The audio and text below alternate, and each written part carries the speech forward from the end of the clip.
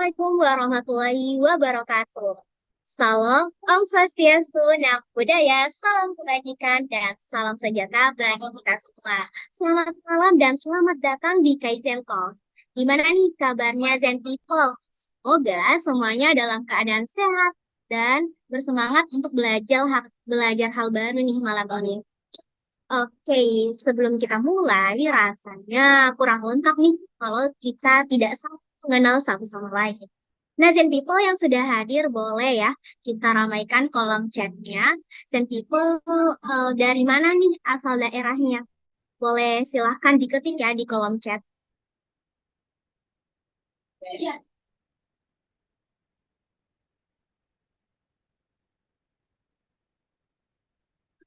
Dari Denpasar, Bali. Wah, Kak Kiana. Jauh ya. Kalau Zen People yang lain dari mana nih asalnya? Boleh diketik di kolom chat. Dari Ambon. Jauh-jauh ya ternyata asal dari Sentival. Boleh yang lain ikutan share asalnya. Oh, dari Makassar sama dong. Wah, kayaknya ini kenalanku deh. Halo Kak Indri. Oh.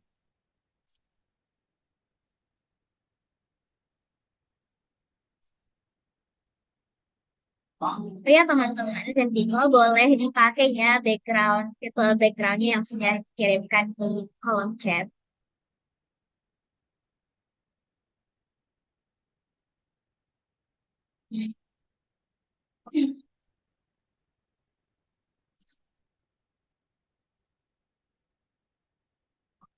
Oke, sambil menunggu teman-teman yang lain, aku mau ucapin apresiasi buat teman-teman yang di tengah aktivitasnya seharian mungkin yang cukup padat di hari Kamis ini ternyata masih bersemangat dan antusias untuk mengambil langkah menjadi lebih baik dengan terus belajar seperti yang kita lakuin di Kaizen Talk malam ini. Perkenalkan, saya Anissa Latifah Putri yang akan menemani Zen People selama 1 jam ke depan dengan topik yang penting dan relevan, utamanya bagi Zen People yang sedang memulai karir dengan topik yang ada yang tahu topik kita pada malam hari ini? Ayo boleh dijawab di kolom chat bagi yang tahu topik Kaizen Talk malam ini. Ayo.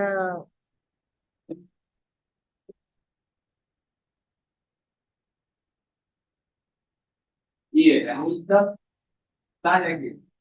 Imposter syndrome, ya benar sekali Zen People. Imposter syndrome adalah tema kita pada Kaizen Talk kali ini. Nah, sebelum memasuki agenda utama, izinkan saya memperkenalkan terlebih dahulu nih. Apa sih Kaizen itu? Nah, Kaizen itu diambil dari kata Kai yang artinya perubahan dan Zen artinya baik. Di mana Kaizen Group ini merupakan sebuah perusahaan human growth development yang bergerak di bidang training and consulting sejak tahun 2017 nih Zen People. Kaizen Group berfokus pada pengembangan kompetensi digital skill, interpersonal skill, equality, dan well-being empowerment. Saat ini kita sudah bekerja sama dengan berbagai organisasi, sektor swasta, pemerintah, hingga pendidikan. Nah, kenapa sih kita ada? Nah, Kaizen Room sendiri hadir karena senjangan keterampilan semakin melebar karena perkembangan teknologi yang cepat membuat organisasi atau individu itu kesulitan mengikuti perkembangan dan menguasai keterampilan baru nih yang dibutuhkan. Selain itu, alasan lainnya tantangan adaptasi terhadap perubahan lingkungan kerja juga menjadi hambatan yang sangat nyata untuk mengembangkan inovasi dan organisasi kita. Di sisi lain, peningkatan kompetensi dalam diversitas dan inklusivitas menjadi kunci bagi organisasi yang ingin meningkatkan perannya di lingkungan global maupun multikultural. Nah, dari kondisi ini kita ingin menumbuhkan mindset yang mendukung cita-cita tersebut seperti Kaizen mindset, digital mindset, dan agile mindset. Nah, Bentuk upaya nyata dari Kaizen Room dalam pengembangan daya manusia, kita ada public event, yaitu kelas ngerti digital, genomic, dan Kaizen Talk, seperti yang kita lakukan pada malam hari ini. Selain public event, kita juga melakukan training dan consulting di kantor, sekolah, BUMN, dinas pemerintah, dan instansi lainnya dengan melatih skill komunikasi, leadership, dan digital skill. Nah, jika kamu ingin tahu informasi lebih lanjut tentang Kaizen Room, silakan hubungi admin kami di WA atau di Instagram. Berikut adalah dokumentasi kegiatan Kaizen Room yang telah dilakukan secara offline maupun online di berbagai instansi. Nah, kami percaya pada Zen People yang di sini sudah pada nggak sabar nih untuk level up diri bareng-bareng. Oke, baik. Terima kasih untuk teman-teman yang baru bergabung. Sebenarnya, Zen People udah pada tahu nggak sih apa itu imposter syndrome?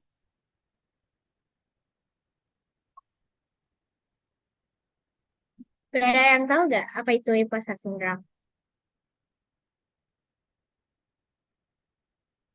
Nah, kalau belum, siapa di sini yang pernah ngelakuin suatu hal tapi dirasa tidak cukup baik atau merasa tidak pantas jika diberikan posisi tertentu nih di tempat kerja?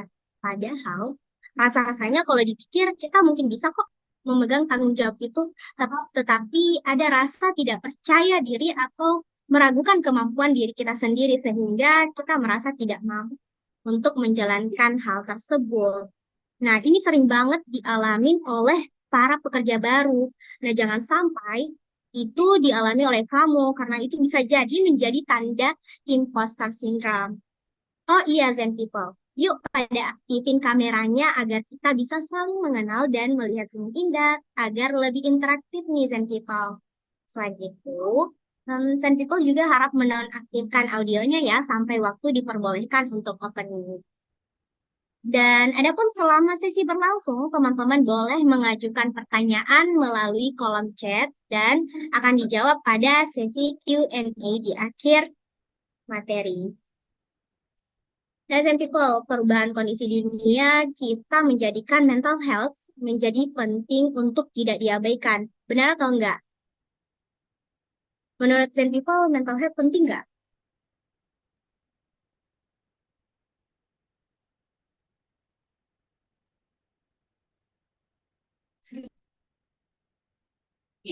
Tidak penting-penting.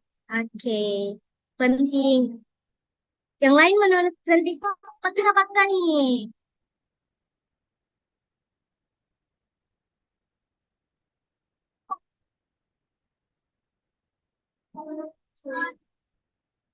Nah, terkait imposter syndrome, tenang aja Zen People. Setiap masalah tentu ada solusinya. Stop cemas-cemas karena Kaizen Talk malam ini ada untuk kalian ditemani oleh seorang pakar di bidangnya yang akan sharing ilmu dan pengalamannya serta menjawab pertanyaan teman-teman Zen People. Nah, sama siapakah dia? Langsung aja kita sambut our special speaker kita.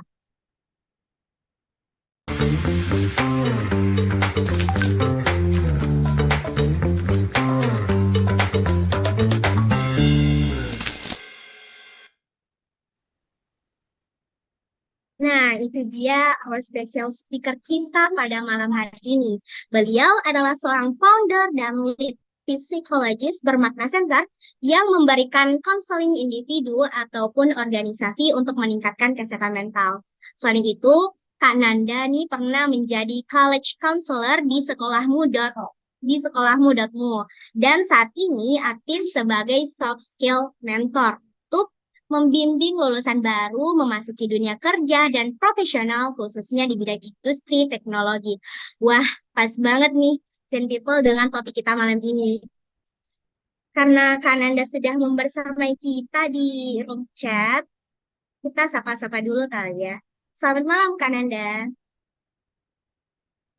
Halo, selamat malam. Halo, selamat malam Kak. Gimana nih kabarnya malam hari ini?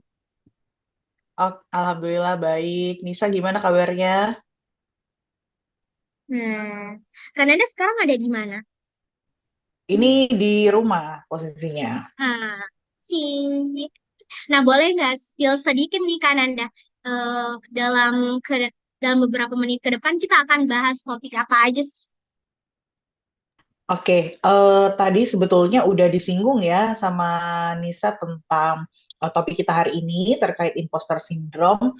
Dan betul banget sebetulnya yang tadi dibilang oleh Nisa juga, bahwa imposter syndrome ini cukup sering ya terjadi di usia 20-an awal, ya intinya di usia 20 sampai usia 30-an, terutama untuk kita nih yang teman-teman yang baru memulai karir. Dan maka dari itu sebetulnya imposter syndrome ini kalau menurutku tuh topik yang sangat dekat ya dengan aku pribadi, Kak, mengalami imposter syndrome. Ya, dalam konteks apapun, ketika kita masuk ke satu lingkungan yang baru, atau ketika kita baru belajar sesuatu hal yang baru. Jadi, ini kondisi yang cukup lumrah gitu. Jadi ya, senang banget sih bisa hadir malam ini buat ngobrol-ngobrol tentang imposter syndrome. Oke, Kananda, agak sabar lagi nih untuk dengar sharing lebih lanjut dari Kananda. Sun People sendiri udah pada siap gak nih untuk agenda utama kita? Ketik siap di kolom chat deh kalau teman-teman sudah pada siap.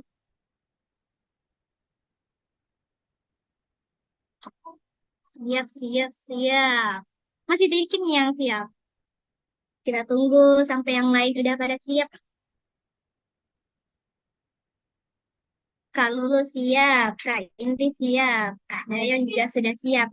Nah, karena Zen People udah pada siap nih, bisa mungkin langsung kita mulai aja, Kak.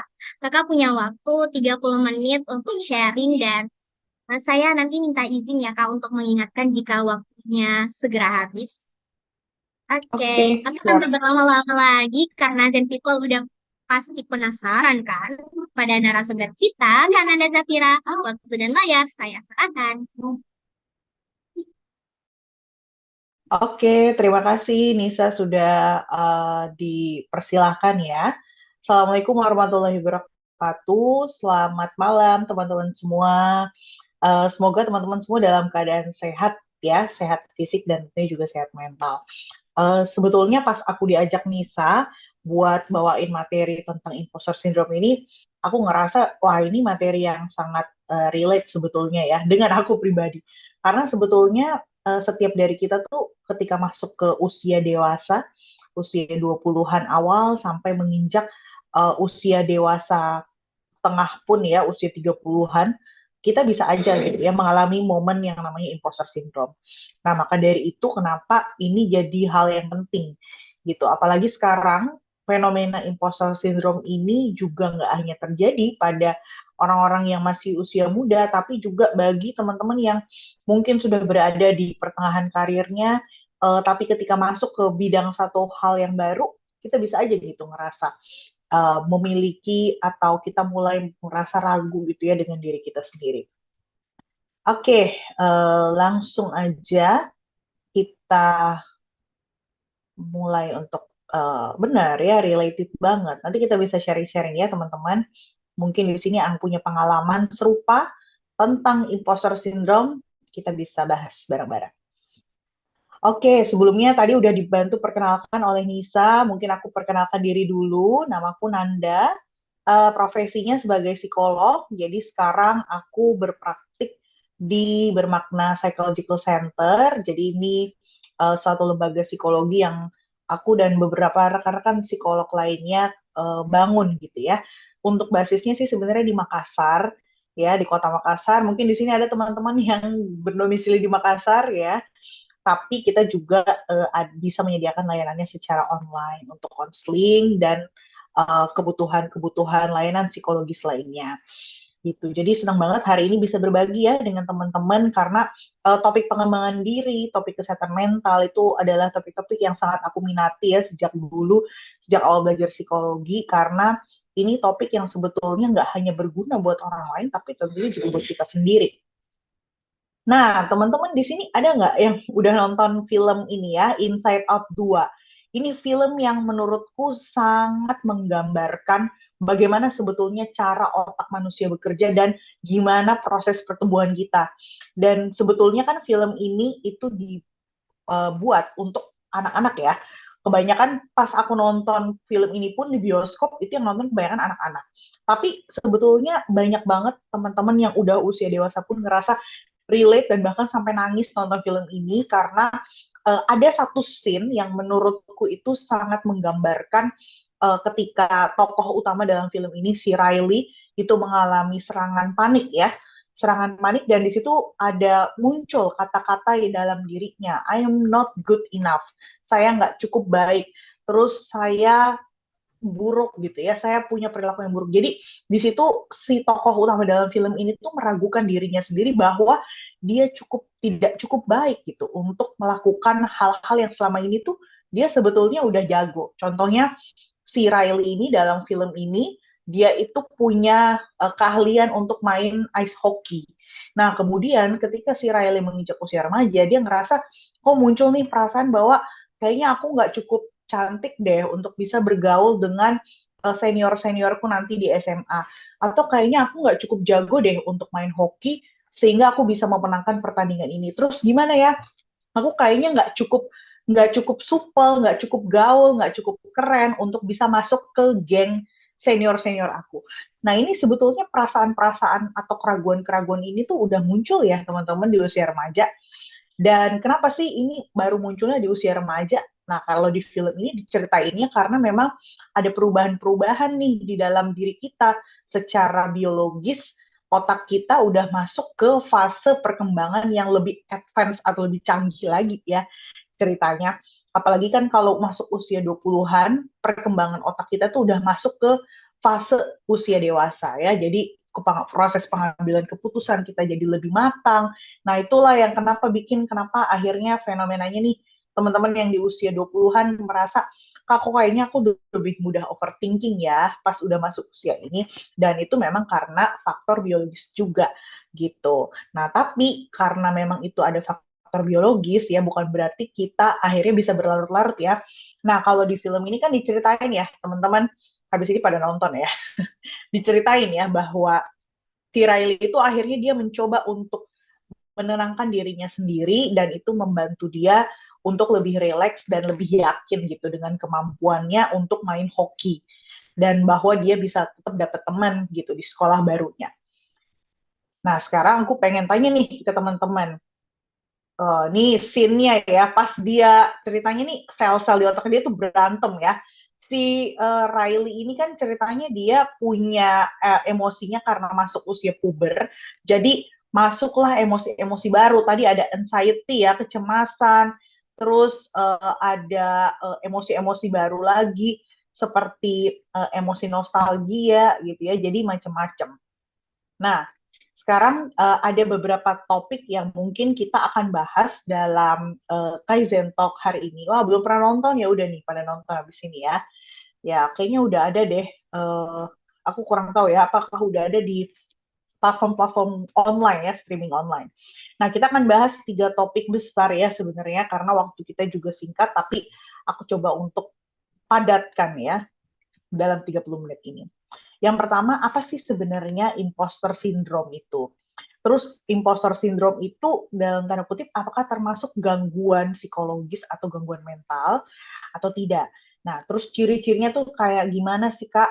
Ciri-ciri imposter syndrome itu kayak aku tuh nggak tahu nih aku sebenarnya orang yang punya imposter syndrome atau enggak gitu. Terus gimana caranya untuk mengatasi imposter syndrome ini? Nah, sebenarnya sebelum itu aku pengen tanya deh teman-teman. Tadi di awal sebelum masuk ke materi, tadi Nisa sempat bilang ya, ada nggak sih teman-teman di sini yang udah kayaknya ngerasa melakukan banyak hal ya? Mungkin teman-teman udah keterima kerja di satu tempat, atau teman-teman keterima lanjut kuliah gitu ya, dengan beasiswa misalnya, tapi ngerasa kok kayaknya aku nggak cukup deserve gitu, atau nggak cukup layak untuk berada di posisiku saat ini. Padahal, ya mungkin aku udah mencapai banyak hal. Boleh tulis di kolom chat, atau mungkin ada yang mau open mic, on mic ya.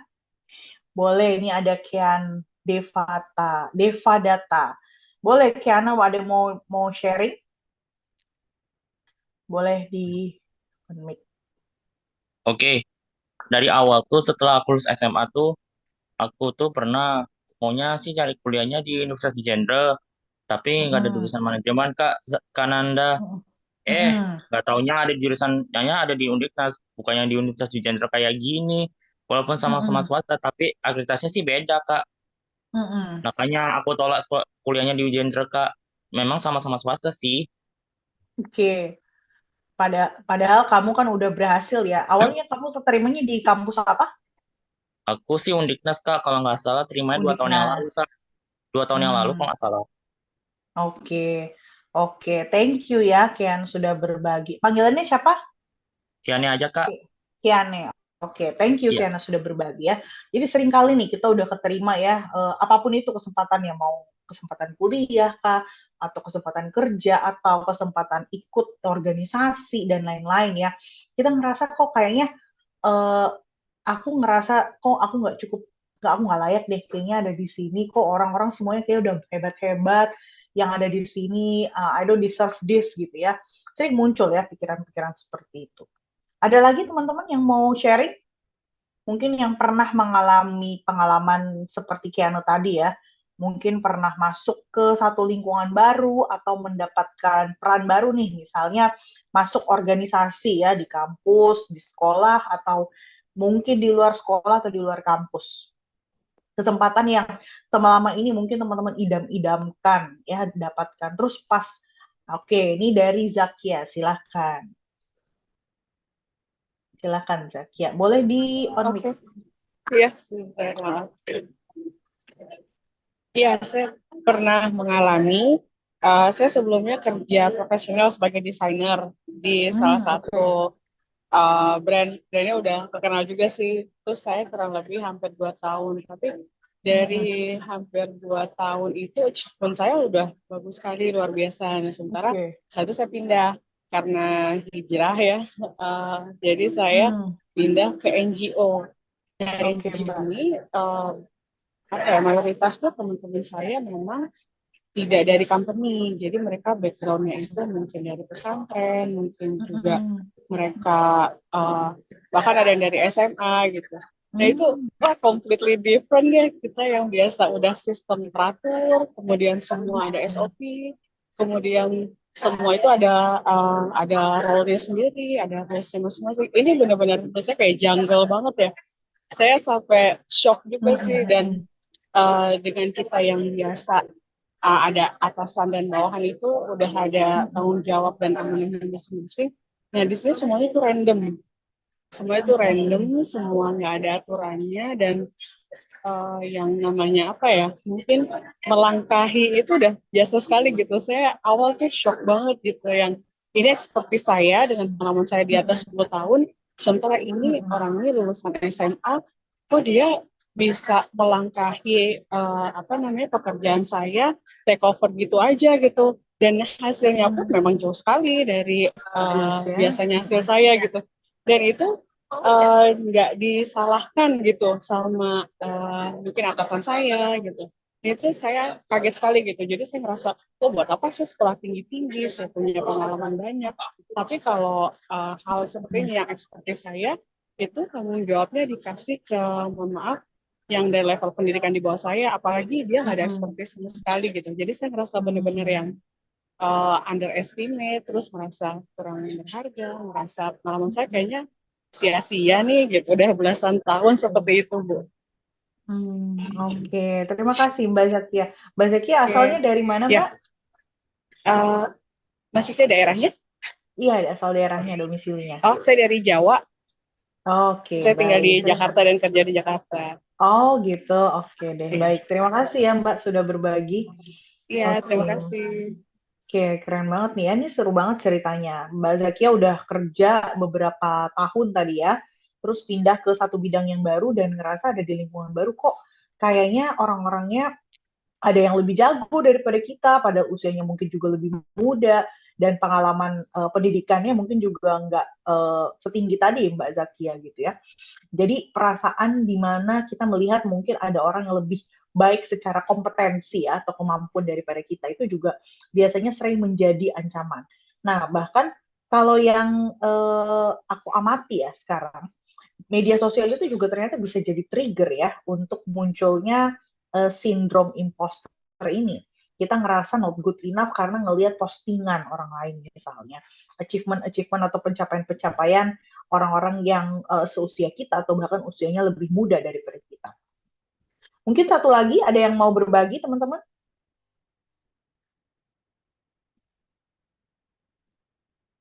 Oke. Kalau belum ada, aku lanjut dulu ya. Oke, nah sekarang kita bahas sebenarnya apa sih imposter syndrome itu. Dari tadi kan kita ngomongin nih tentang imposter syndrome, dan mungkin teman-teman ada yang baca juga gitu ya. Oke, nih tadi tambahan dari Mbak Zakia.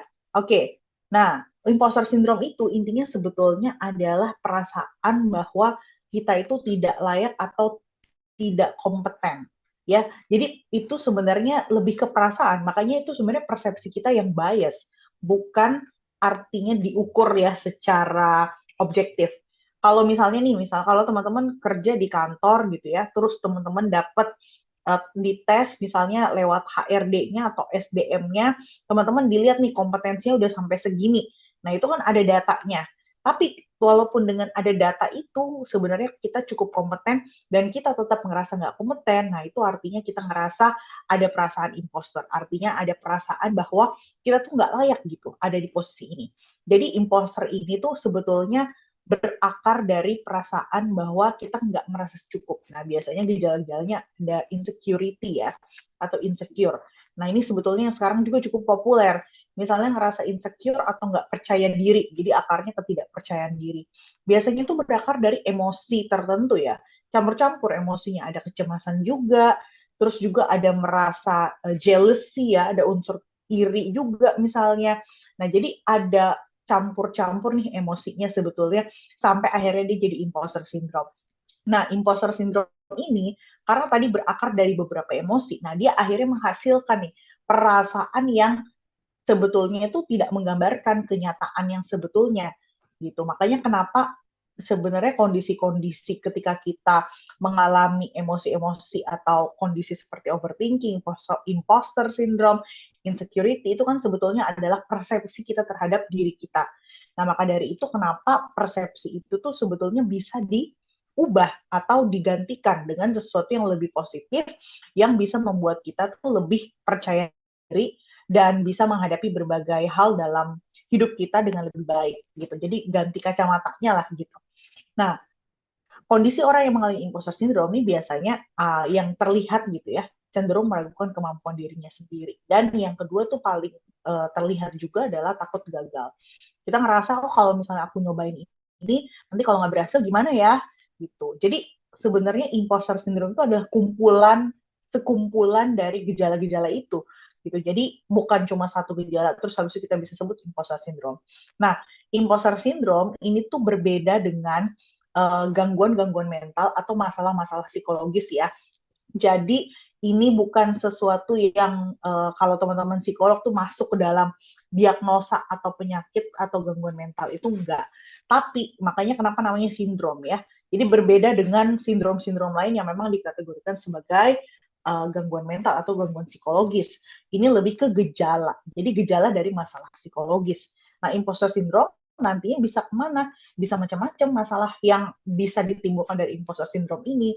Entah itu misalnya gangguan psikologis seperti depresi, kecemasan ya, gangguan kecemasan dan lain-lain. Jadi sebetulnya kalau teman-teman mungkin bertanya-tanya, Kak, kalau imposter syndrome itu berarti aku punya gangguan psikologis, kita belum klasifikasikan sebagai gangguan psikologis, tapi ini termasuk gejala. Nah, kalau nggak diatasi, ini yang bisa menyebabkan masalah-masalah kesehatan mental yang lebih serius. Makanya kenapa ketika teman-teman merasakan atau muncul nih gejala-gejalanya, nah itu berarti kita harus ambil tindakan. Gimana nih untuk mengatasinya supaya kita bisa mencegah ya atau mengatasi supaya tidak muncul lagi atau mengurangi paling enggak gitu. Nah, kenapa sih sebetulnya imposter syndrome ini sekarang itu jadi fenomena yang cukup happening? Ternyata triggernya itu juga banyak. Yang pertama ya karena adanya media sosial. Sekarang kita mudah sekali ya untuk melihat kehidupan atau mengakses ya. Kita seperti mengakses kehidupan privat orang lain ya karena itu semua ditunjukkan. Ya karena orang-orang memilih untuk menunjukkan bagian-bagian atau istilahnya segmen-segmen hidupnya lah dalam di media sosial. Contoh ya, kalau teman-teman main TikTok ya, di TikTok itu kan banyak banget ya konten-konten kreator yang suka bikin a day in my life ya, atau misalnya lagi ngapain terus semuanya tuh direkam gitu, dan itu semua dijahit jadi suatu film pendek lah dari kehidupan seseorang. Jadi kita bisa ngelihat sisi terbaik lah dari hidup seseorang yang mereka dokumentasikan.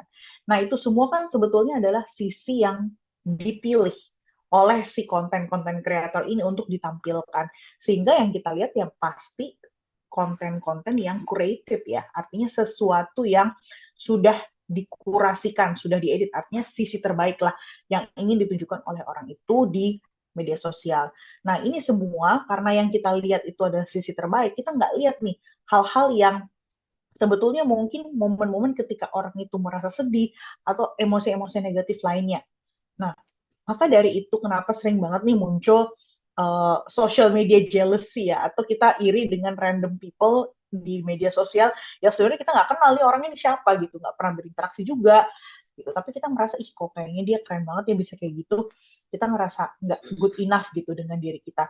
Artinya kita tidak merasa cukup dengan achievement atau hal-hal yang sudah kita lalui selama ini. Nah ini kenapa sangat umum terjadi di awal-awal seseorang menapaki karir, karena memang kalau karir itu sesuatu yang lebih terlihat gitu ya, dan banyak diperlihatkan, dan itu jadi salah satu tugas perkembangan juga di usia dewasa muda ya, di usia 20-an awal sampai 30, yang jadi highlight dari kehidupan seseorang itu biasanya adalah pengembangan diri dan karirnya gitu. Nah maka dari itu kenapa ini jadi sangat khas gitu ya, muncul di usia dewasa awal. Nah sekarang kalau kita lihat ya teman-teman, apa sih sebetulnya gejala-gejala dari orang-orang yang mengalami atau memiliki gejala imposter syndrome? Nah, ini sebetulnya ciri-ciri umumnya. Sebetulnya kalau di secara psikologis itu nggak ada klasifikasi secara bakunya gitu ya. Kayak misalnya berbeda dengan gejala-gejala kondisi masalah psikologis yang lain seperti gangguan kecemasan atau depresi yang udah pakem nih apa aja gitu yang harus terpenuhi baru orang ini bisa didiagnosa oleh tenaga profesional bahwa dia memiliki masalah tersebut. Nah, imposter syndrome ini nggak seperti itu. Tapi kita bisa melihat gejala-gejala itu secara umum. Nah, kalau kita udah merasakan gejala-gejala ini, berarti kita harus mengambil tindakan supaya apa? Supaya kita mencegah ini tidak menyebabkan masalah yang lebih serius lagi. Gitu. Jadi tujuannya itu untuk mencegah masalah-masalah psikologis yang lebih serius lagi. Yang pertama nih ya, mungkin teman-teman di sini tadi di awal ya, ada yang merasa not good enough. Secara umum aja dalam semua aspek kehidupan. Mungkin tidak hanya dalam segi karir, mungkin dari segi penampilan, dari segi gimana kita bergaul atau bersosialisasi gitu ya. Nah kalau di film Inside Out itu kan kelihatan ya, si tokoh utamanya, si Riley itu dia nggak ngerasa no good enough untuk bisa mingle atau bisa masuk ke circle yang keren lah di sekolah itu. Nah ini sama sebenarnya. Kita ngerasa, gue kayaknya nggak cukup gaul deh, nggak cukup keren untuk masuk ke circle di satu komunitas, di satu sekolah, kampus gitu. Kemudian kita ketika ingin mencoba suatu hal yang baru, kita ngerasa, gimana ntar kalau gagal? Gimana ntar kalau nggak berhasil gitu. Jadi ngerasa takut gitu bahwa kita tidak akan berhasil untuk melakukan itu. Dan ini yang sering muncul juga, kita ngebandingin diri kita sama orang lain. Dia tuh udah bisa sampai sini, kok gue belum bisa sih gitu. Padahal kan yang kayak tadi ya ceritanya dari Mbak Zakia, kita mulai membandingkan diri kita dengan orang lain. Apapun latar belakang orang itu ya, dan apapun latar belakang kita, ketika muncul proses membandingkan atau pikiran untuk membandingkan, dan outputnya itu kita merasa jealous atau iri atau cemburu gitu ya, nah itu berarti udah muncul perasaan itu. Terus kita ngerasa kita dipuji nih, kita berhasil menyelesaikan satu project gitu ya di organisasi ataupun di kantor atau di kampus. Nah, kita dapat pujian nih dari teman-teman kita, selamat ya, keren banget loh projectnya. Kemarin tuh banyak banget ya pesertanya yang hadir, sukses berat loh acaranya gitu. Kita dipuji nih oleh orang-orang di sekitar kita. Tapi kita ngerasa, enggak kok itu cuma kebetulan, itu mah karena kalian semua yang emang bantuin gitu. Itu mah karena dan bahkan ada juga orang-orang yang merasa bahwa oh itu mah cuma karena beruntung aja gitu ya. Misalnya dia berhasil mendapatkan suatu pekerjaan atau diterima, itu mah karena beruntung aja lah, gue nggak mungkin bisa sampai ke titik itu kalau nggak beruntung gitu. Nah, kita mulai nih mempertanyakan diri kita dan menganggap diri kita rendah, dan kita nggak mungkin mencapai hal itu bukan karena orang lain atau karena keberuntungan. Kemudian menghindari tanggung jawab baru. Nah, misalnya nih ada orang yang dia dipromosikan ya, contohnya di kantornya. Besok nanti kamu menduduki posisi baru ya karena ini. Tapi dia ngerasa nggak pede karena dia nggak layak merasa ada di posisi itu. Nggak apa, nggak usah deh, saya nggak usah di posisi itu, si B aja. Saya ngerasa nggak pantas ada di posisi itu. Dia ngerasa nggak pantas, padahal atasannya sendiri udah mengakui bahwa dia tuh bisa, dia kompeten gitu. Nah, ini sering kali muncul. Kalau misalnya kita ngerasa kayak gitu, akhirnya kita melewatkan kesempatan-kesempatan yang bisa membuat kita berkembang jadi lebih baik lagi kan, jadi sayang banget.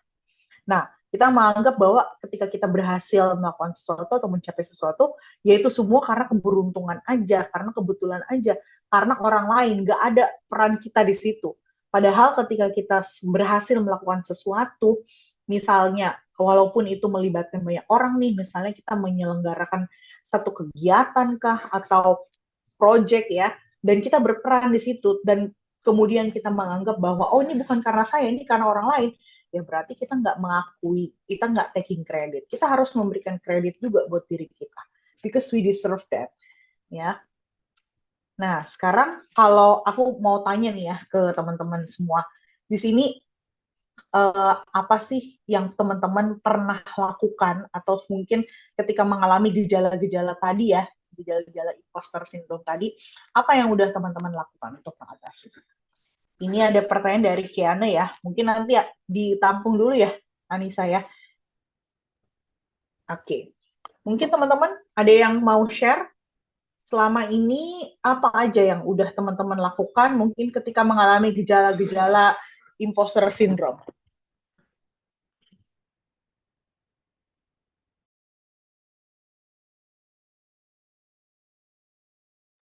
Ada yang mau share? Mungkin tips-tipsnya, ya ini bisa berguna ya buat teman-teman yang lainnya. Oke, ini dari Mbak Gina, afirmasi diri. Wah, ini tepat banget nih ya. Ini Mbak Gina udah bisa jadi pembicara juga nih. Narasumber next Kaizen Talk mungkin ya. Oke, ini dari Mbak Lulu. Paling kurangin main sosmed aja sih Kak, karena sadar sosmed salah satu pemicu imposter syndrome. Oke, nice. Terima kasih Mbak Lulu. Ini cukup tepat juga ya. Artinya kita menghindari sumber atau stimulusnya. Karena kita merasa bahwa tiap orang kan beda-beda ya penyebabnya. Ini kalau sekalian menjawab pertanyaan Kiana tadi. Kenapa sih orang bisa kenapa orang yang berprestasi tinggi bisa mengalami imposter syndrome?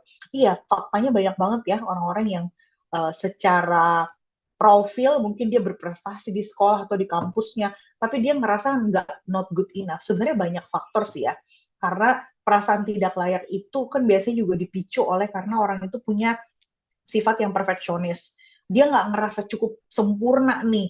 Jadi karena dia nggak ngerasa cukup sempurna, ya udah dia ngerasa not good enough aja. Dia nggak merasa bahwa dirinya tuh cukup. Kemudian bisa juga karena faktor pola asuh. Mungkin selama ini dia dituntut untuk mencapai berbagai hal, dan kalau misalnya nggak mencapai itu, ya udah dia nggak diapresiasi. Sehingga dia selalu merasa tidak cukup baik gitu, nggak good enough. Banyak faktor sebetulnya. Atau ada faktor juga nih, misalnya dari kepribadiannya orang itu. Mungkin ada orang yang tipe kepribadiannya cenderung dia pencemas ya. Jadi dia cenderung lebih mudah cemas ketika dia nggak melakukan sesuatu yang baik menurut dia. Sehingga dia selalu menuntut dirinya untuk sempurna. Itu sering juga seperti itu. Atau biasanya ya karena faktor lingkungan gitu. Jadi banyak faktor yang bisa menyebabkan kenapa orang bisa mengalami imposter syndrome. Nah, ini dari Nisa, refleksi tantangan apa yang sudah dilewatin. Dari Kiana, kalau dari aku pernah ngelakuin kegiatan mengikuti English Club di SMA awal semenjak SMA pertama kali. Sebenarnya aku mau ikut lomba, tapi sayangnya semenjak ada COVID. Oke. Minta pendapat ke orang yang dipercaya dan meyakinkan diri buat aku pantas kok. Dan aku mampu untuk mengemban tanggung jawab itu. Oke, nice. Ini dari Mbak Kalbi. Tapi kadang Kak, dengan ada perasaan ini tuh membuat kita lebih semangat buat ngambis kayak orang-orang. BTW, imposter syndrome itu berbeda ya dengan kita merasa termotivasi. Misalnya kita ngelihat, wah ini orang lain nih kayaknya hebat banget ya udah bisa sampai di fase itu gitu. Terus kita termotivasi juga, itu bukan imposter syndrome ya, itu artinya kita termotivasi karena pencapaian orang lain. Bukan imposter syndrome. Imposter syndrome itu ketika kita udah mencapai sesuatu tapi kita nggak merasa layak atau nggak merasa pantas mendapatkan semua itu dan kita menolak pujian. Nah itu sebenarnya ciri-ciri dari imposter syndrome. Dari Amel, refleksi dan afirmasi diri. Nice. Nah ini juga sangat bagus ya, ngebantu kita buat lebih masuk ke dalam diri kita. Jadi mulai masuk ke dalam diri kita, karena kan kita selama ini mungkin banyak nih melakukan hal-hal yang ada di luar diri kita. Kita ngobrol dengan orang lain, kita kerja, kuliah, sekolah, dan seterusnya gitu ya. Tapi kadang kita lupa untuk ajak ngobrol sering-sering diri kita sendiri. Oke, thank you for sharing ya teman-teman. Nah, ini beberapa strategi yang mungkin aku rangkum bisa bermanfaat untuk teman-teman yang mengalami gejala-gejala imposter syndrome atau mungkin bahkan yang tidak mengalami pun ini adalah suatu hal yang sehat ya untuk dilakukan. Yang pertama, ketika kita berada di awal karir ataupun ketika kita baru mulai nih ya, istilahnya kita baru mulai untuk menata kehidupan kita dari berbagai aspek. Please be realistic ya. Artinya kita jadi realistis buat diri kita sendiri. Boleh kita bermimpi, justru bermimpi itu bagus. Kita punya tujuan yang tinggi, kita punya goals, tapi pastikan bahwa itu sesuatu yang tidak menyiksa diri kita sendiri. Artinya kita being realistic untuk diri kita sendiri dan menyadari bahwa saya punya garis start yang berbeda dengan orang lain. Memang saya punya mimpi yang tinggi. Kalau orang lain mungkin butuh ke sana 3 langkah, saya mungkin butuh 10 langkah untuk nyampe ke situ gitu. Jadi kita tahu bahwa kita butuh effort yang lebih dan ya udah kita bergerak sesuai dengan kecepatan dan juga fase kita masing-masing. Dan yang kedua tadi ada yang sharing juga ya, belajar afirmasi diri, self compassion. Self compassion ini sebetulnya another whole topic ya, artinya sebuah topik baru lagi. Tapi intinya self compassion itu tentang gimana kita menyayangi diri kita sendiri. Nah, ini beda banget ya sama self reward. Sekarang kan yang cukup populer itu healing yuk kemana gitu ya. Kak mau ini dulu deh shopping gitu ya, check out ya. Check out di toko oranye atau toko hijau ya. Terus dengan berkedok self reward atau misalnya pergi jalan-jalan, traveling kemana ya, berkedok self reward. Nah, tapi self compassion ini tuh bukan fokus pada hal-hal yang sifatnya materialistis, tapi lebih ke hal-hal yang mengisi jiwa kita. Misalnya dengan kita fokus memberikan jeda pada pikiran kita fokus untuk menyayangi diri kita sendiri dengan berkata baik, dengan melakukan hal-hal yang tubuh kita butuhkan. Ya, bukan hanya sekedar kita inginkan, tapi yang tubuh kita butuhkan. Berlatih self-talk positif ya, tadi ada juga yang sebutin di kolom chat. Ini juga sangat penting. Misalnya teman-teman menulis kata-kata afirmasi di handphone setiap pagi atau setiap malam, gitu, dan berkata bahwa I'm good enough for today, ya saya sudah melakukan yang saya bisa, gitu. Dan yang keempat, celebrate your achievement. Apapun pencapaian itu, sekecil dan seremeh apapun menurut orang lain, tapi yang penting kita celebrate it. Artinya celebrate itu nggak mesti dirayakan dengan heboh dan besar-besaran, tapi lebih ke kita mengapresiasi dan berterima kasih kepada diri kita bahwa kita sudah melakukan atau mencapai itu. Bahkan sekedar, kita udah menyelesaikan satu ujian ya, misalnya kita udah seminar proposal atau kita udah menyelesaikan magang, kita celebrate our achievement, kita udah berhasil melakukan ini, kita berterima kasih dan bersyukur kepada diri kita sendiri, kita udah dikasih kesempatan untuk menyelesaikan ini.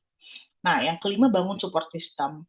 Gak bisa bohong bahwa di usia seperti ini tuh sebetulnya support system itu jadi hal yang sangat penting. Artinya kita juga perlu melihat rekan-rekan atau teman-teman yang bisa ngasih kita energi positif, yang bisa ngebantu kita mengembangkan kepercayaan diri kita. Supaya apa? Supaya ketika kita menghadapi berbagai challenge atau tantangan-tantangan dalam karir, dalam pendidikan, dan dalam berbagai aspek kehidupan kita, kita bisa punya orang atau sosok yang kita bisa andalkan secara emosional. Gitu. Karena ya kekuatan itu kadang tidak hanya bersumber dari dalam diri kita ya, tapi bisa juga bersumber dari orang-orang terdekat kita. Nah, yang keenam, pelajari skills baru. Mungkin sekarang kita ngerasa nggak good enough ketika kita masuk ke satu bidang yang baru karena ya kita belum familiar aja gitu dengan bidang tersebut. Maka dari itu sekarang memang adalah waktu yang tepat untuk kita melihat ya, di mana sih sebetulnya kesenjangan antara apa yang belum saya ketahui dan apa yang belum saya bisa. Di situ kita bisa mengisi. Ya, kita bisa melihat apa sih sebenarnya hal baru. Kalau dari ceritanya tadi ya, Mbak Zakia, mungkin dari situ kita perlu belajar dari rekan-rekan kita. Apa yang dia lakukan supaya dia bisa bekerja lebih cepat atau mungkin menghasilkan hasil kerja yang lebih baik daripada kita. Justru itu adalah momen untuk kita belajar dari orang lain supaya kita bisa tetap terus mengembangkan diri kita. Dan yang terakhir, kalau memang ternyata gejala-gejala tadi ya yang teman-teman alami, gejala-gejala imposter syndrome itu sudah sangat mengganggu dan tidak bisa ditanggulangi ya, artinya nggak bisa dikendalikan sendiri, segeralah cari bantuan profesional. Artinya gini, you are not alone, dan dalam hal ini teman-teman justru dengan mencari bantuan profesional itu bisa menolong diri teman-teman tuh lebih cepat dan ngebantu teman-teman juga mencegah ya sebetulnya masalah-masalah kesehatan mental yang lebih serius. Nah, ini banyak nih yang like sharing-sharing ya dari Mbak Kalbi. Nah, kadang tuh orang bilang hebat banget bla bla bla terus aku balik nyeletuk sekeren itu kah B aja, perasaan dia jauh lebih keren ya malah muji aku yang B aja. Nah, ini sebenarnya gejala-gejala ya imposter syndrome. Justru dari situ ketika kita menerima pujian dari orang lain kan sebetulnya ngelihat ya gimana kita. Kadang justru yaitu seperti pepatah ya, gajah di pelupuk mata tidak terlihat, tapi semut di seberang lautan itu justru kelihatan. Artinya kadang kelebihan diri atau hal-hal yang kita mampu lakukan itu tuh dilihat oleh orang lain, tapi kita sendiri tuh nggak ngelihat, padahal itu kan menempel pada diri kita. Jadi orang lain tuh kadang bertindak seperti cermin yang bisa merefleksikan apa yang ada pada diri kita. Ya, maka dari itu kita juga belajar untuk mendengarkan feedback ya dari orang-orang sekitar kita. Entah itu feedback positif maupun feedback negatif yang bisa ngebantu kita juga buat mengimprove diri kita. Dari Mas Jendri, pengalaman pribadi, Jen nulis jurnal syukur untuk apapun di hari itu, abis terus dibaca sendiri, efeknya luar biasa. Wah, thank you nih Mas Jen. Ini keren banget ya. Jadi artinya gratitude journal ya atau jurnal syukur. Banyak penelitian yang membuktikan bahwa gratitude itu adalah emosi yang bisa ngebantu seseorang untuk mengatasi berbagai macam masalah kesehatan mental dan bisa menjadi pencegahan. Makanya bagus banget sebetulnya untuk kita melatih otot-otot gratitude tadi, dan itu memang bukan sesuatu yang instan tapi butuh proses juga untuk dilatih. Nah, ini closing ya statement mungkin dari aku.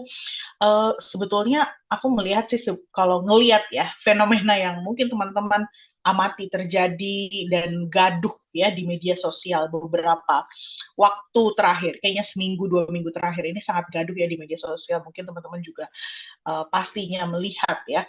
Jadi memang perasaan cukup itu memang suatu hal yang sangat langka akhir-akhir ini.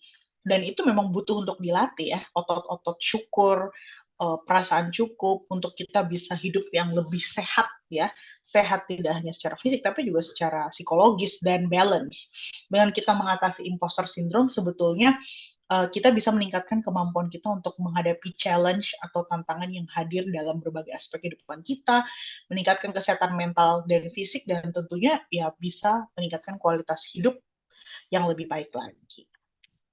Oke, dari aku cukup. Nah, ini mungkin iklan sedikit ya. Mungkin kalau teman-teman ngerasa menyenangkan atau insightful ya, mendapatkan sesuatu dari sesi hari ini, boleh ya di-upload di @kaizenroom ya.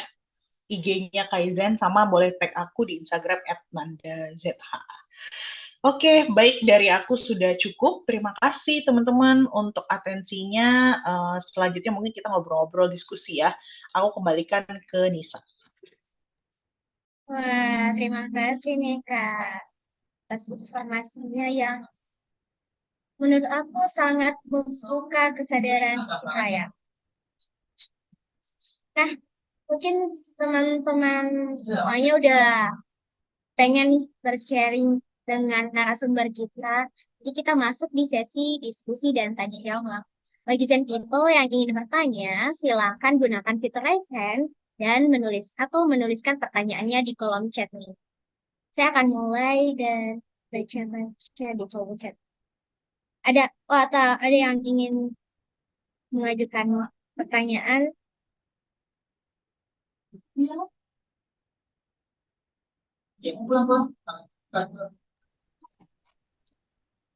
Mungkin dari kakek. Oke, di sini aku mau nanya ya, gimana sih cara mengatasi imposter syndrome dalam pekerjaan baru?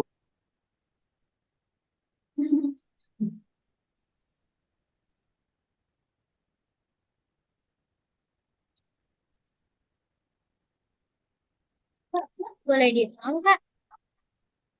On kamera ya, Kak? Iya, boleh. Kalau tidak berhalangan, saya aja.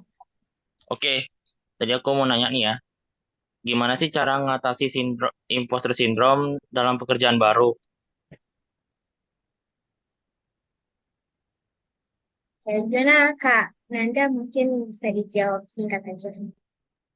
Oke, terima kasih Kian atas jawabannya. Ini berarti konteksnya dalam pekerjaan baru ya. Jujur dulu waktu aku fresh graduate ya, baru lulus S1 dan masuk gitu ya, baru lulus kuliah masuk ke dunia kerja tuh ngerasa kayak apa yang dipelajari di kuliah tuh kayaknya nggak ada apa-apanya gitu dengan tantangan dan pekerjaan yang dilakukan di kantor dunia kerja. Maka dari itu aku mulai ngerasa, oh kok kayaknya aku nggak bisa apa-apa nih, apa yang aku pelajari tuh kayak nggak ada artinya gitu ya. Jadi kita mulai mempertanyakan dan merasa bahwa semuanya tuh kayak sia-sia ya. Kayak beberapa tahun selalu aku ada di posisi itu. Terus sampai akhirnya aku dapat feedback ya dari atasan aku pada saat itu. Jadi alhamdulillahnya waktu itu memang aku dapat mentor ya, artinya yang bisa memberikan feedback dan memang kulturnya pun teman-teman itu bisa ngasih feedback satu sama lain. Jadi kita cukup terbuka. Tujuannya ya supaya kita bisa improve ya hal-hal apa yang bisa kita tingkatkan. Nah kadang ketika kita mengalami imposter syndrome, kita itu perlu mendapatkan beberapa perspektif. Nah, imposter syndrome itu kan karena muncul persepsi nih dari diri kita, ih kayaknya aku nggak cukup mampu deh untuk melakukan pekerjaan ini. Aku nggak pantas deh di perusahaan ini, nggak pantas ada di lingkungan ini. Gitu. Padahal mungkin kalau kita tanya ke rekan kerja kita atau teman kantor kita atau atasan kita, mereka pasti kenapa sih kita diterima di tempat itu ya berarti kan karena kita dianggap mampu, kita dianggap bisa untuk melakukan tanggung jawab kita, melakukan apa yang sudah ditugaskan untuk posisi kita. Nah, maka dari itu ya kita perlu minta feedback juga gitu ya secara berkala. Misalnya kita bisa minta feedback nih kepada rekan kerja kita nih, misalnya kalau misalnya ada masukan gitu ya, boleh dong kita ngobrol-ngobrol ya sebentar aja gitu, mungkin 30 menit ya setiap beberapa bulan. Nah, itu di beberapa perusahaan itu memang dijadwalin ya biasanya oleh tim SDM-nya atau biasanya atasannya tuh inisiatif sendiri untuk manggil anggota-anggota timnya buat memberikan feedback. Nah, waktu itu memang kebetulan atasanku memang rutin melakukan itu. Biasanya kalau nggak salah setiap 6 bulan deh. Ada juga yang setiap 3 bulan atau setiap menyelesaikan satu proyek besar. Nah, itu pasti ada proses feedback. Nah, dari situ itu tuh sebetulnya kita jadi bisa belajar ya dari feedback-feedback yang diberikan oleh orang lain. Oh ternyata dari apresiasi diberikan oleh orang lain, oleh atasan ataupun rekan kerja kita, ada loh hal-hal positif yang udah kita lakukan gitu. Artinya kan kita punya hal-hal baik atau kemampuan yang dilihat ya oleh dunia kerja. Dan itu dianggap valuable gitu, bernilai karena bisa berkontribusi gitu terhadap visi organisasi ya. Jadi artinya kita punya peran di situ. Nah, dari situ kita sebetulnya bisa latihan nih untuk menuliskan. Misalnya apa sih achievement kita di 3 bulan itu? Misalnya, oh ini aku berhasil menyelesaikan proyek ini, terus dapat feedback positif dari atasanku, ye gitu misalnya. Terus, oh iya teman kerjaku ngerasa terbantu nih dari hasil kerjaku gitu. Jadi lewat hal seperti itu sebetulnya. Dan dengan kita dan biasanya ada juga nih kantor-kantor yang menerapkan sistem KPI atau OKR ya. Biasanya kalau dulu aku juga di kantor pernah ada ya sistem OKR. Jadi setiap berapa bulan kita nih dikumpulin ya, terus habis itu kita mereview, oh nih misalnya ada tercapai ini berapa, kita dapat diapresiasi gitu ya oleh rekan-rekan kita. Nah dari situ sebetulnya kita bisa meningkatkan juga nih kepercayaan diri kita. Oh ternyata banyak loh orang yang merasa terbantu dari kontribusi dan hasil kerja kita gitu. Ya benar banget nih kata Mas Jen. Ya jadi menulis hal-hal ya memang sih sebetulnya ketika ditulis tuh rasanya beda banget ya. Aku pribadi sih merasa ketika kita nulis hal-hal yang udah berhasil kita capai atau bahkan gini, kalau sekarang mungkin teman-teman ngerasa kita mendokumentasikan banyak hal itu nggak hanya lewat tulisan, tapi mungkin lewat dokumentasi digital deh, mungkin di videoin atau mungkin di foto. Nah itu juga apresiasi loh buat diri kita. Jadi misalnya kalau teman-teman ngerasa lebih nyaman, oh iya kak aku pengen deh upload di media sosial, silahkan gitu. Jadi anggap aja media sosial teman-teman tuh untuk mendokumentasikan achievement teman-teman dan itu ya tujuannya untuk sebagai bentuk rasa syukur kita.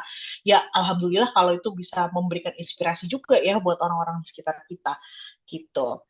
Nah ini aku udah coba kak dokumentasi pada record suara ya, itu jadi beda-beda ya tiap orang. Silakan gunakan cara yang menurut teman-teman paling nyaman ya. Jadi nggak ada satu cara yang paling benar sih sebetulnya untuk kita melatih itu tadi ya gratitude, melatih rasa cukup, banyak caranya. Yang penting sebetulnya cara itu yang tepat buat teman-teman dan teman-teman merasa nyaman dengan itu. Itu aja sebetulnya yang penting. Gitu. Oke, gimana nih Kak Keane?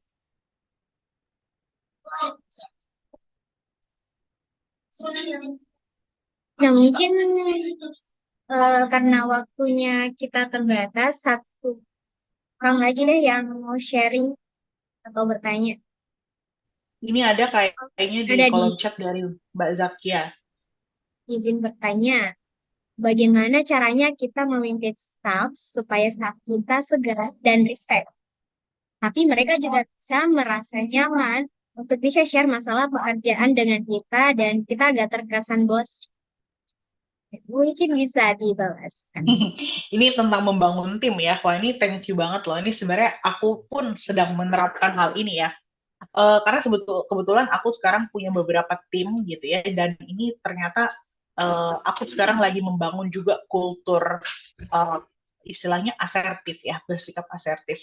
Sebetulnya gini, kultur asertif itu dimanapun tuh sangat penting. Apalagi kalau teman-teman sekarang entah itu di organisasi, di kantor, di kampus, di sekolah, dimanapun teman-teman berada, dan teman-teman mendapatkan tanggung jawab atau amanah menjadi seorang leader, ya, seorang leader apapun perannya.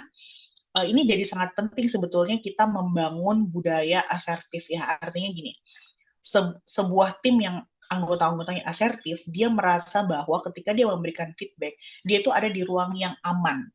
Artinya ketika dia memberikan kritik, ya dia merasa aman, dia nggak merasa terancam, dan kemudian ketika dia menyampaikan sesuatu yang sifatnya vulnerable atau menunjukkan sisi vulnerable dari dirinya, dia tidak merasa terancam. Nah, itu sebetulnya kultur yang perlu dibangun. Nah, ini kayaknya sekarang kalau aku ngeliat tuh banyak orang yang sudah mulai bergerak ke arah sana. Nah, makanya kenapa penting banget untuk kita menjadi seorang yang punya kemampuan untuk berempati juga sih. Jadi ketika kita melihat nih, misalnya ada anggota kita yang dia kayaknya kok ngerasa mulai berbeda nih, ada perubahan perilaku, misalnya performanya turun, kok dia nggak serajin biasanya, nggak seaktif biasanya. Nah, itu yang kita perlu mendeteksi ya hal-hal seperti itu. Mungkin ada kendala atau masalah pribadi yang dia alami yang berpengaruh terhadap pekerjaannya. Dan kita mungkin nggak perlu memaksa semua orang untuk bisa menceritakan masalah pribadinya kepada kita gitu ya. Ya itu pekerjaan saya ya sebagai psikolog, karena memang kami sebagai psikolog memang dituntut untuk seperti itu. Nah tapi teman-teman kalau di kantor konteksnya sih sebetulnya yang penting kita bisa membuat tim kita merasa nyaman dan mereka merasa bahwa ketika terbuka ya kepada teman-teman, ya mereka nggak merasa takut, artinya nggak merasa bahwa mereka akan terancam pekerjaannya atau merasa akan dijudge gitu ya.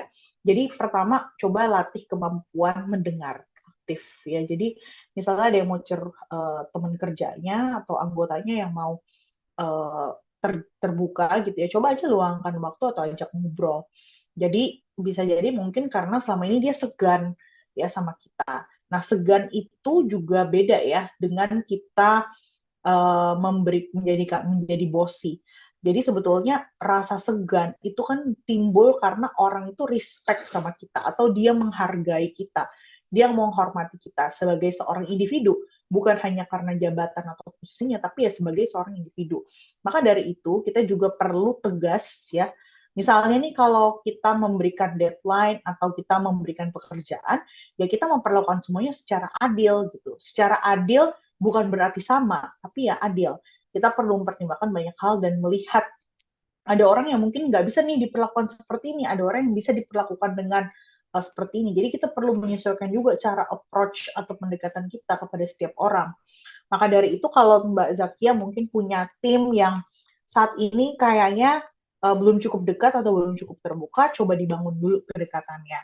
Nah, perasaan segan atau di mana orang itu bisa respect sama kita, itu bisa timbul ketika kita paling nggak kita ada dulu buat dia. Dan yang penting kita juga perlu menetapkan boundaries ya. Artinya kita tahu hal-hal mana yang bisa kita tolerir gitu ya, atau kita toleransi, dan mana yang memang kita harus tegaskan. Kalau ada perilaku dia yang memang sudah melanggar atau tidak sesuai dengan aturan, kita berhak untuk mengelola itu gitu. Kita berhak untuk menegur. Jadi jangan sampai justru kedekatan itu menjadi sesuatu yang menimbulkan ketidakrespekan ya antara kita dengan tim gitu. Mungkin itu ya Mbak Zakia. Semangat Mbak Zakia. Jadi emang ini aku pun juga pribadi masih belajar ya. Karena memang untuk kita ngebangun kedekatan atau bisa dibilang kehangatan gitu ya dengan tim kita itu memang butuh waktu. Banyak orang yang membangun kedekatan dengan timnya mungkin ya bisa dengan waktu beberapa bulan, tapi lagi-lagi setiap manusia itu unik. Maka dari itu ada juga orang yang mungkin dia baru bisa 6 bulan bahkan setahun nih baru kita bisa berakrab. Saya dulu di awal-awal kerja kayaknya baru 1 tahun lebih deh bisa benar-benar kayak cair gitu ya dengan rekan-rekan kerja saya di awal-awal waktu kerja dulu. Dan ini makanya beda-beda juga tiap orang. Makanya yang penting sebagai teman-teman nih yang sekarang mungkin sudah memiliki tanggung jawab sebagai leader ya dimanapun teman-teman berada, penting juga untuk kita mengenali orang-orang yang ada di dalam tim kita. Itu seperti apa sih orangnya? Gitu. Sama-sama Mbak Zakia. Oke, aku kembalikan ke Nisa lagi. Terima kasih nih Kak Nanda atas jawabannya. Nah, Zen People, tidak terasa ya kita sudah kurang lebih 1 jam bersama dalam Kaizen Talk hari ini. Dan di kolom chat sudah dikirimkan form absensi. Jadi, boleh sambil mengisi ya, Zen People. Jika ada kendala, silakan berkabar di kolom chat. Saya akan memberikan sedikit rangkuman atau poin atas penjelasan yang telah disampaikan oleh narasumber kita. Imposter syndrome merupakan perasaan yang tidak layak dan cenderung untuk meragukan kemampuan diri kita. Jika diabaikan, ini bisa berakibat sebagai dasar usaha. Merasa not good enough dan tidak layak atas pencapaian yang kita raih, jadi ciri-ciri kita mengalami imposter syndrome. Tapi tenang aja karena kita bisa mengatasi imposter syndrome dengan realistik sama tujuan kita. Latih untuk afirmasi diri, rayakan dan apresiasi pencapaian diri, terus belajar kemampuan baru, miliki lingkungan yang suportif, dan kalau perlu jangan ragu untuk nyari bantuan profesional nih Zen People. Oke, baik. Itu tadi pembahasan kita pada malam hari ini. Saya ingatkan sekali lagi untuk teman-teman Zen People bisa mengisi absensinya agar mendapatkan sertifikat dan juga materinya. Nah, gimana nih Zen People? Seru kan Kaizen malam hari ini? Jika teman-teman tertarik buat ngikutin kelas-kelas Kaizen Room selanjutnya dan gak mau ketinggalan, boleh di follow Instagram kita Kaizen atau bergabung aja di grup komunitas WhatsApp. Dan people juga boleh silakan memberikan reviewnya kelas malam hari ini di Google Profile Business Kaizen Room. Mungkin ada nih dari Zen People yang baru bergabung dan nggak tahu apa sih itu Kaizen. Jadi Kaizen ini berfokus pada pengembangan kompetensi digital skill, interpersonal skill, quality, empowerment, terus pengembangan sumber daya manusia yang berkualitas. Kita ada beberapa public event yang bersifat gratis seperti Ngerti Digital yang membahas tentang penggunaan aplikasi digital secara manual. Ada Diginomic untuk bantu kamu naikkan UMKM. Dan juga kita ada friends and calls seperti yang kita lakukan pada malam. Bagi 10 people yang tertarik untuk mengetahui informasi lanjut dan ingin bekerja sama dengan Kaizen, bisa hubungi admin kami di Instagram maupun WhatsApp.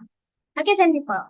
Untuk mengakhiri acara pada malam hari ini, saya mohon kesediaan teman-teman depan kameranya nih, biar kita bisa berfoto bersama dengan narasumber kita, Kak. Boleh ya teman-teman dibuka kameranya dan bisa dipakai background-nya yang telah dikirimkan di chat. Kita tunggu ya sampai 21.15.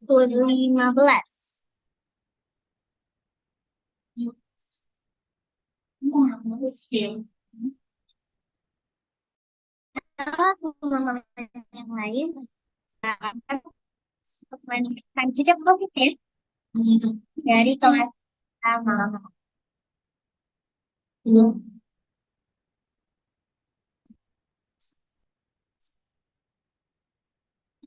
Nah, jadi ditunggu ya di kelas selanjutnya. Jangan lupa hadir.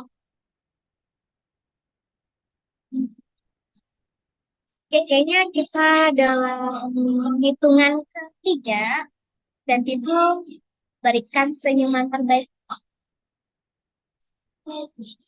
Ini udah pada gak ada yang mau konten kan? Ayo, itu kita tunggu.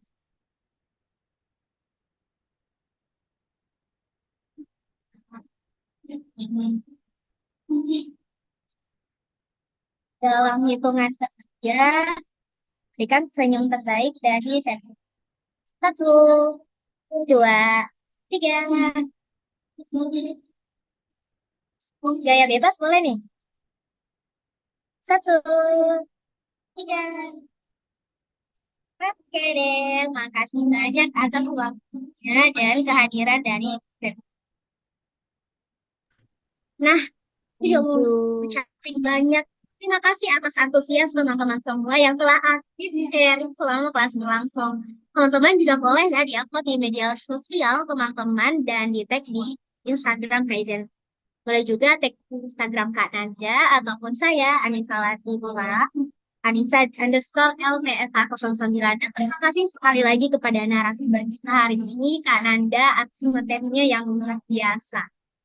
Semoga Kaizen Talk kali ini bisa lebih bermanfaat, menghasilkan hal yang positif bagi Zen People, dan bisa memberikan dampak perubahan yang baik untuk kita semua. Sekaligus, saya meminta maaf jika ada ucapan maupun perbuatan yang berkenan di hati teman-teman semua. Saya Anissa Latifah Kamalia Putri, pamit undur diri. Wabillahi taufiq wal hidayah. Wassalamualaikum warahmatullahi wabarakatuh. Sampai jumpa di public event berikutnya. Bye.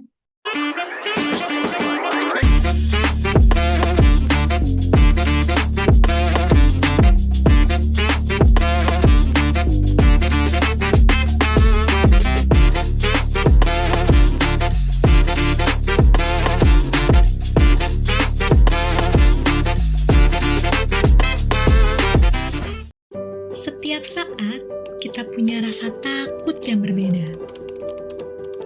Waktu kecil, kita takut jatuh saat bersepeda, takut dimarahi saat hujan berjalan, takut pula untuk berseluncur saat bermain.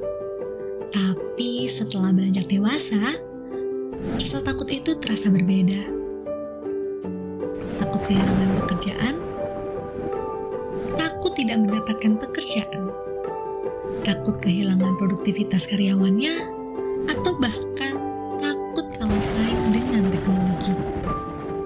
Satu-satunya cara biar nggak lagi takut adalah berubah. menambah nilai-nilai baru melalui soft skills maupun digital skills yang relevan demi beradaptasi dalam era yang dinamis ini. Kami dapat mendukung setiap perubahan baik yang dilakukan, memberantas rasa takut, selalu siap bertahan di segala kondisi dengan nilai baru yang dimiliki. Karena bagi kami, 1 tambah 1 bukan sama dengan 2, melainkan 3. Bersama kita bangun nilai baru.